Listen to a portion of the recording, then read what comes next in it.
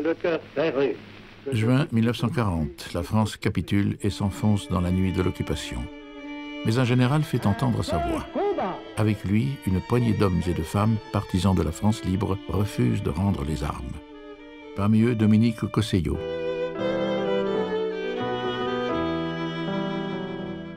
Janvier 1925, les autochenilles de l'expédition Citroën traversent l'Oubangui-Chari, colonie française de Centrafrique.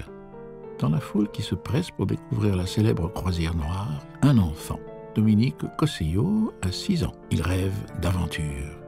15 ans plus tard, en Europe, la guerre éclate. Dominique est devenu soldat. Il est à Brazzaville, prêt à partir pour la France. Bataillon de tirailleurs de l'Oubangui, chéchia rouge, visage noir, il a 20 ans. Mais déjà la France s'incline devant le Führer. Les regards se tournent vers l'Afrique. Que vont faire les colonies? Et Dominique dans cette guerre qui n'est pas la sienne? Suivre le vieux maréchal, le jeune général? Le 26 août, le gouverneur du Tchad, Félix Éboué, choisit la France de Gaulle, bientôt suivi par l'ensemble de l'Afrique équatoriale.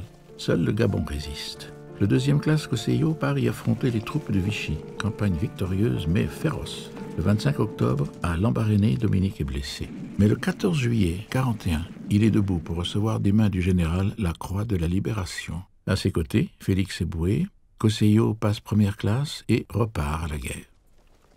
Les Allemands redoutent ces tirailleurs que leur propagande décrit comme des sauvages assoiffés de sang, force noire, tirailleurs sénégalais du Sénégal et d'Oubangui, mais aussi du Tchad, du Niger, de Guinée, du Cameroun.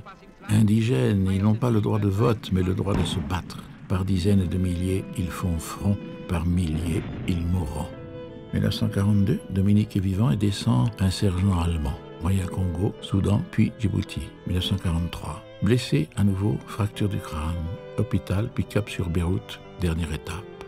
Août 1945, la guerre est finie. Dominique Cosseillot retrouve son village de Haute-Coteau, indigène français libre.